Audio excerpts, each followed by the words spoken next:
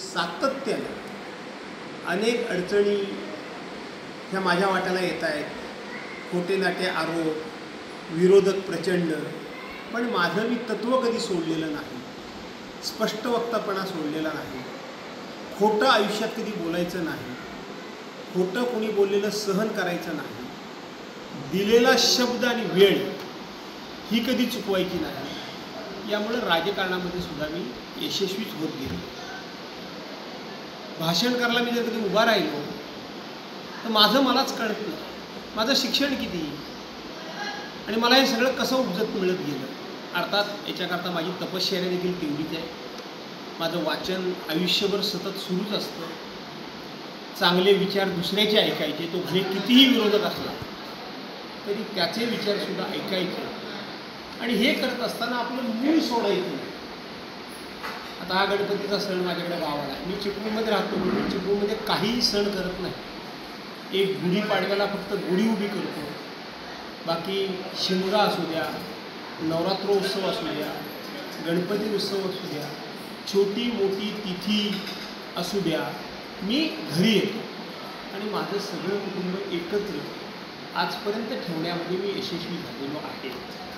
आणि म्हणून ही सगळी माझी एक ताकद आहे.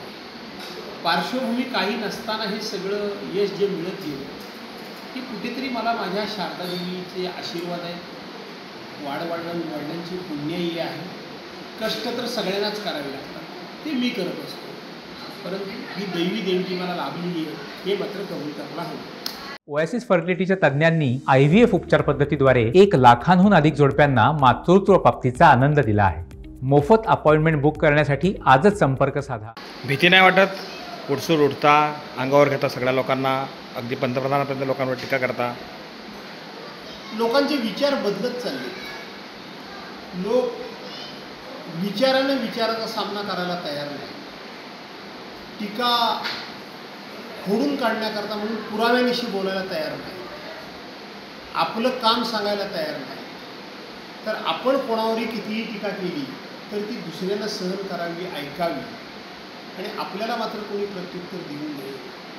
आणि जर कोणी प्रत्युत्तर दिलं तर त्याचा सामना हा विचारानं करावा, ही प्रवृत्ती लोप पावत चालली आहे. त्यामुळे वैयक्तिक हल्ले राजकारण्यांच्यावर प्रचंड वाढायला लागले आहे. आणि त्यामुळं मी निर्भीडपणे बोलतो, स्पष्ट वक्ता आहे, कुठल्याही प्रकारची सिक्युरिटी नाही, सत्याची कास सोडायची नाही. पण 2014 पासून देशामध्ये आणि राज्यामध्ये जे भारतीय जनता पार्टीचं राजकारण आलेलं आहे त्या राजकारणाचा एकंदरीत स्तर बघता, त्यांच्या लोकांची कार्यपद्धती बघता, सरकारी यंत्रणांचा दुरुपयोग बघता, पोलिसांना हाताशी धरून विरोधकांना संपवण्याची नीती ही जी महाराष्ट्रामध्ये केली जाते, वाढतं वय आणि वाढतं कुटुंब आणि नातवंडांपासून जबाबदाऱ्या बघतात थोडीशी मनामध्ये नाही म्हटलं तरी भीती हल्ली यायला लागली. ही गोष्ट खरी आहे.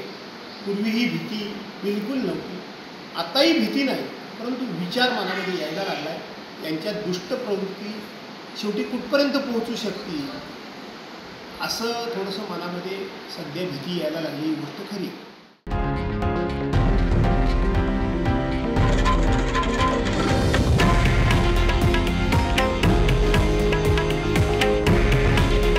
हे आहे देशातील नंबर 1 न्यूज नेटवर्क आणि आपण पाहत आहात TV9 मराठी. काळजी तुमची, हित महाराष्ट्राचं.